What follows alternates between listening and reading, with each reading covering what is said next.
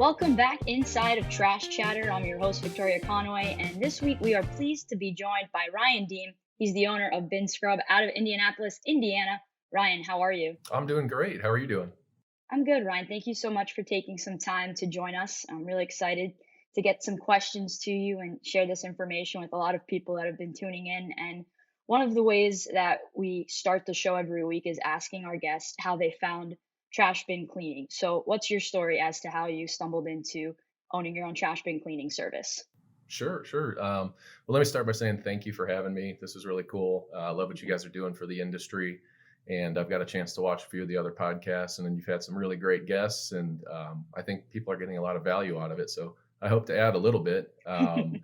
But yeah, to kind of sum it up, I had seen a truck running around Indianapolis a few years ago, and it was at my neighbor's house, and I thought, man, this is really clever. What a smart idea. And me being kind of the OCD guy that I am, I had been cleaning my own garbage cans. This probably similar story as everyone else out there. Throw some bleach in it, hose it down, get the broom out and try to scrub it up a little bit, and hope for the best. And then, of course, you're dumping that waste out in the yard or down the driveway into the street. And of course, in the big picture, that's probably not the best option. But when I saw that truck doing its thing, I was curious and I started looking into it. And it was one of those things where at the time I just didn't have the bandwidth to jump into something. But a couple years later, some things happened for me, some business opportunities, made a nice successful exit, freed up some time and capital. And I thought, man, I just can't get that idea out of my head. 2 years, it was just rattling around up here. And I thought, this is something I want to pursue. And I actually met with a good friend of mine who's a kind of a business mentor. And he challenged me. And he basically said, what's on your mind? I know you got something. What are you thinking about? And I kind of laid it out for him. And he looked at me and said, you're an idiot if you don't try it. It's one of those things. It's a no-brainer.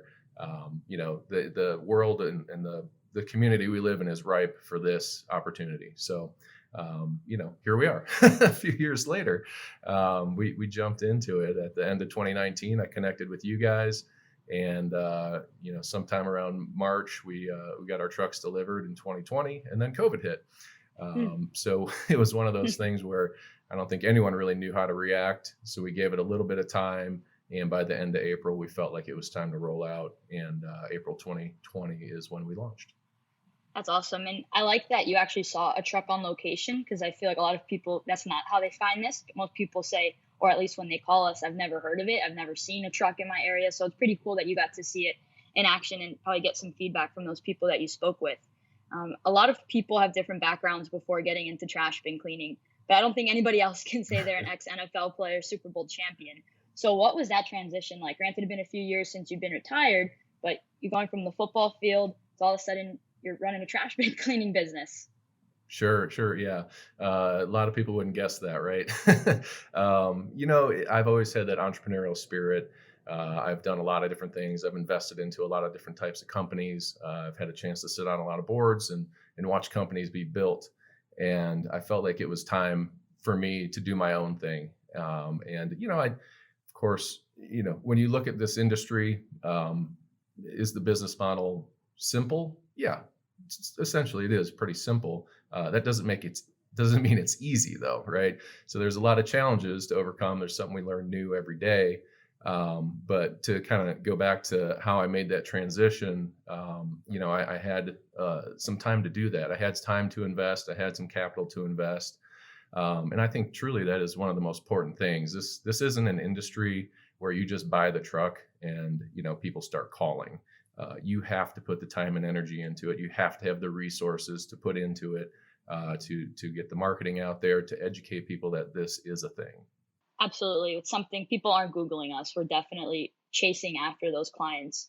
What's the reaction been like? You're local to the area in Indianapolis, so I'm sure word of mouth's been huge for you as well. What's the reaction been like from your clients when they started hearing about this service and now they've been having it for over 2 years in your area? I think people love it. And actually, I know they love it.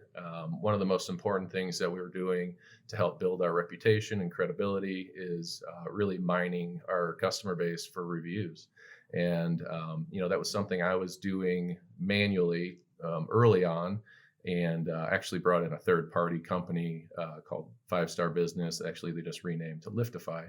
And they've been extremely helpful in that regard.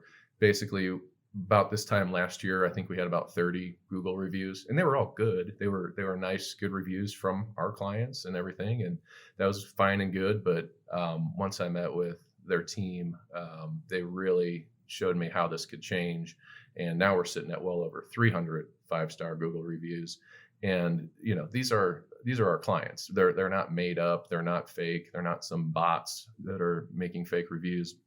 These are our clients, and whenever I feel like we're struggling a little bit, or I need a pick me up, all I got to do is read a couple of those because That's people awesome. people absolutely love the service. They love the result. Mhm. I think our customer service and customer satisfaction is through the roof. Like, that's our number one goal. We run to problems. If there's ever an issue, we fix it directly. We face it head on. We don't hide from it.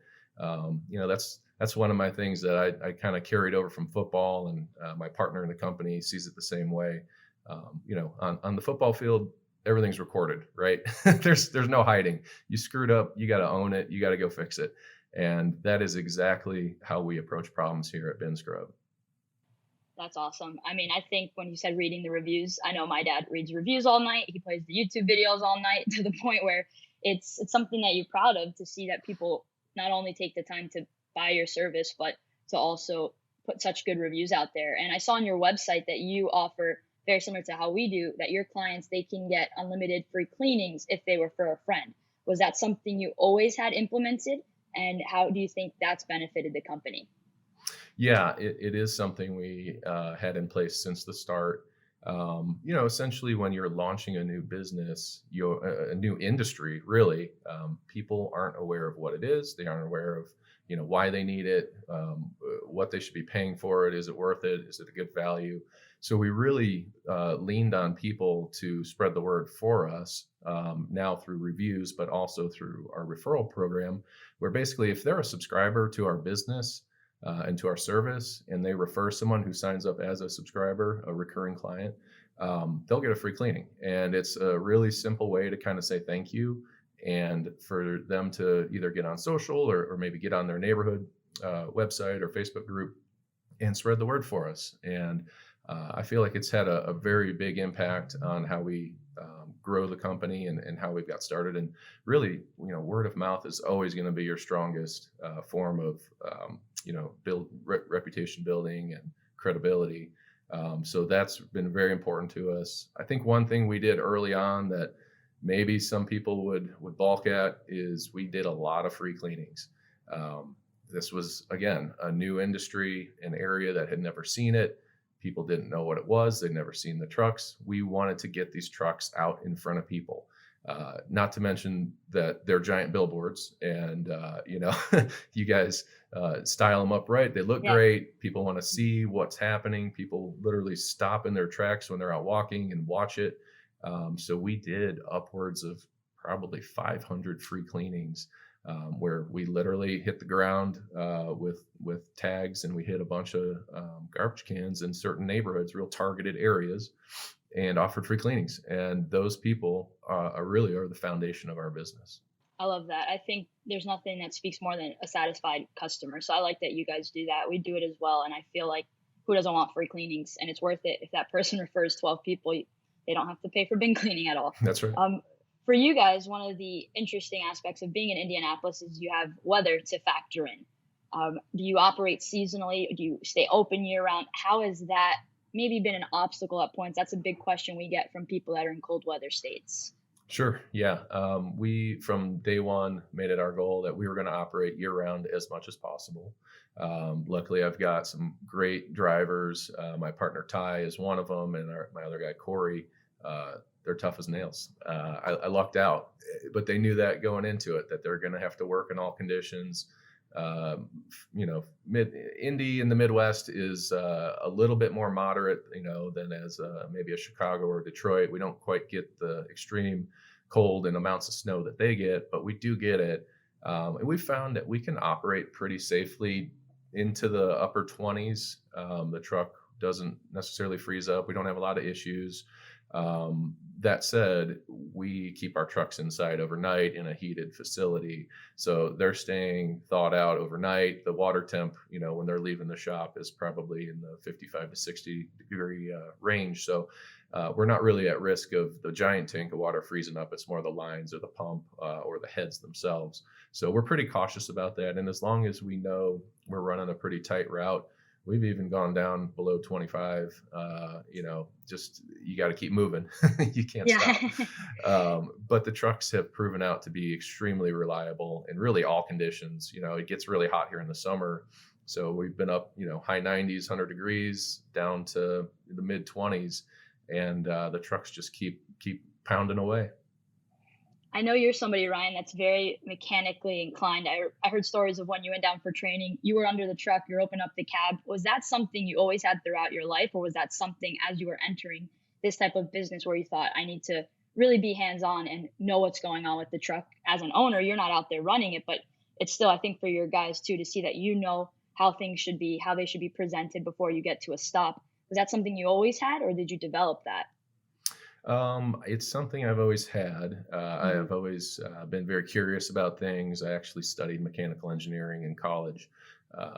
Decided to go beat my head off the wall against other guys playing football. So I didn't actually work as an engineer, but I've got that mindset. I've got that, kind of knowledge.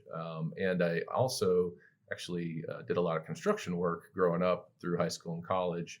So I have a pretty good mechanical mindset as far as plumbing and things of that nature. And really, once you understand how the trucks work, they're not that complicated. There's just a lot of fittings, a lot of different parts to pay attention to, things that need to be maintained. But, overall, it's been a learning process, but we have kind of built our own maintenance protocols, and we just make sure to keep the trucks in good shape, keep them clean. I tell my drivers, if they ever hear or see anything that seems out of the ordinary, let me know immediately and we can troubleshoot it real quick. And I think that's also another thing I wanted to mention, just the support that you guys have offered has been really, really outstanding. I know that I can reach out to John or David and get a response real quick, whether it's just a tip on how to do something or fix something quickly, to troubleshoot something, or to get some parts sent our way. It's been very, very easy to work with you guys. Thanks, Ryan. I appreciate that. I know David speaks really highly of you, Ty, and Corey. I know he's a big Ty fan. Did Ty come down when you went for training, or was it just you? Yeah, we both Oh, came nice. down. When we first were interested in the trucks, we came to check it out. And Ty loves to tell the story how it was like drinking from a fire hose. And it really was just the amount of information that your dad provided us. It kind of blew our minds, and we had to kind of step back and think about it for a bit, but we knew this was going to be the right fit.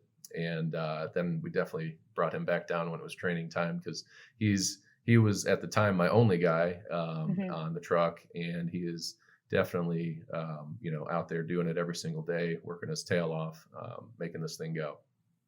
That's awesome. Once again, inside of Trash Chatter, Victoria Conway, joined by Ryan Diem, the owner of Bin Scrub out of Indianapolis, Indiana. If you want to check out their Instagram, Facebook, it's at Bin Scrub. They've got some great content on there, so you can see how they've been able to grow. Running 2 trucks currently, with 2 more on order.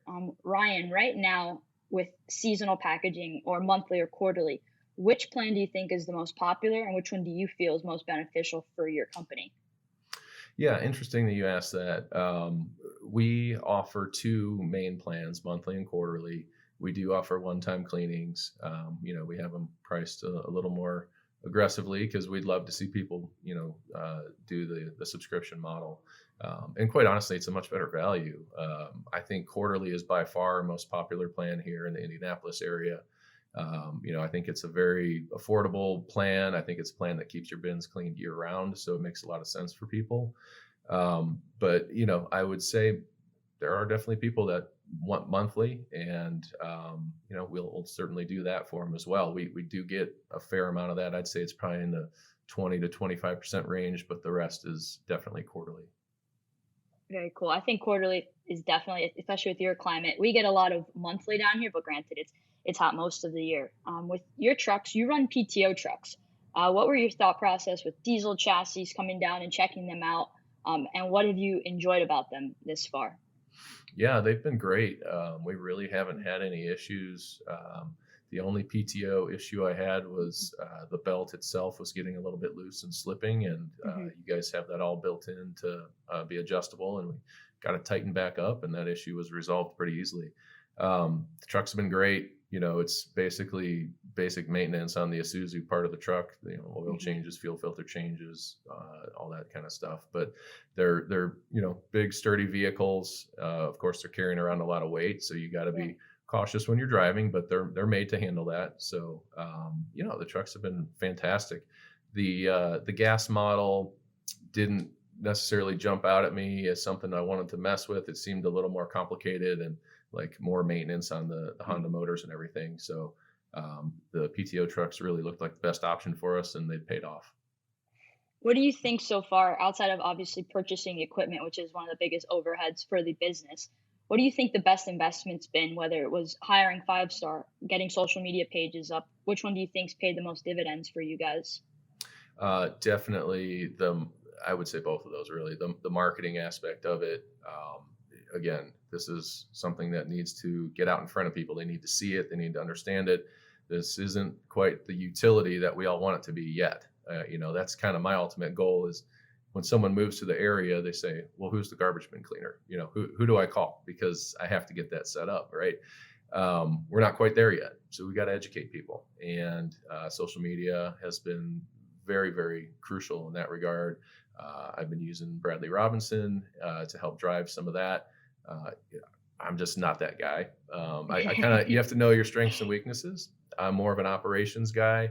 Mhm. As far as the marketing side goes, I will gladly hand that off. I don't even post that much on social myself Yeah. personally, Hmm. but I've become more aware of it and more educated about it. So I'm constantly checking it and seeing what kind of feedback we're getting, and making sure our ads are running properly and everything. But that's really, that investment in the marketing has been huge. It is a real thing. You can't expect people to just start calling because you bought a Hmm. truck. I said that earlier, and I truly mean it. You have to have uh, this built into your business model that you're going to pour money into marketing. It will pay dividends, I promise. You just have to let it go long enough. I see a lot of people talking about direct mail and stuff like that. We haven't done a ton of that. Hmm. But it's like anything. Whatever you do, you need multiple touch points. You need to let it run for a while. You can't just put one ad up and let it run for a week and go, Hmm. that didn't work. It's a process. It's something people need to see over and over and over Yeah. to really make that decision. So between that and the credibility and reputation building through 5 star Liftify, I think those have been some very, very strong investments. And lastly, Ryan, before we let you go, for people that are looking to get into the business, because I definitely think it's growing, more people are learning about it.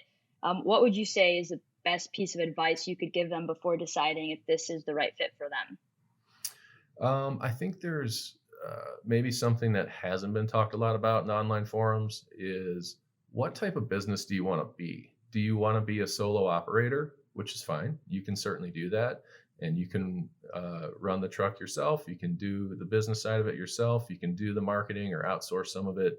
Um, and you can certainly make a good living doing that. You will hit a ceiling at some point, right? You can only do so much. You're one person. Or do you want to run a fleet? And that was from day one what I wanted to build. I wanted to run a fleet. Like you said, we're running 2 trucks full time right now, keeping them very busy. We have our third and fourth trucks all ordered. Hope to have them soon. I know Actually, that's been and a hot topic. yeah, definitely. We Yeah, want these out to you badly. yeah, right. But Yeah. I think the one of the most important questions to ask yourself before you jump into this is what type of business do I want this to be, and what is my team going to look like? Because Mhm. even if you are a solo operator, you got to have support, legal support, accounting support, all marketing support, everything like that. You need help with that. So build your team, right? I mean, it's kind of the background I came from. uh, Teamwork is crucial, right? Getting along is crucial. The way you communicate with other people is super important.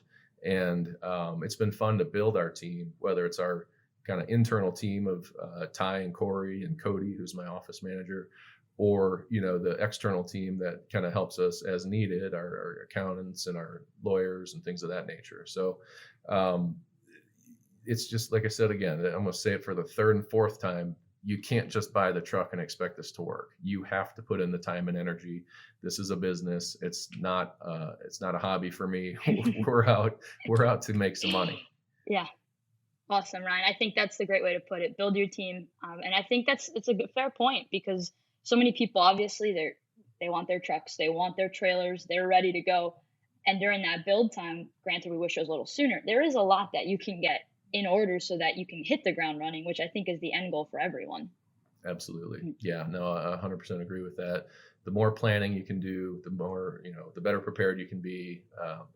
You're always going to get curveballs. Yeah. Nothing is as simple as it sounds, right? You got to be ready for those curveballs. I wear a lot of hats every day, even though we are, set up more as a fleet. I'm not in the truck every day.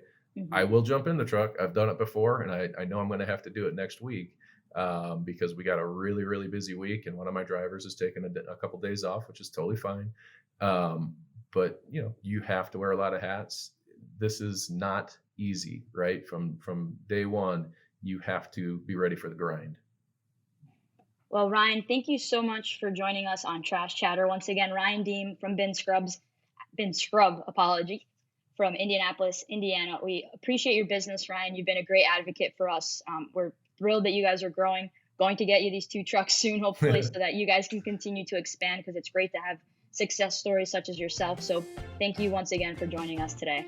You bet. Thanks for having me on. I appreciate it.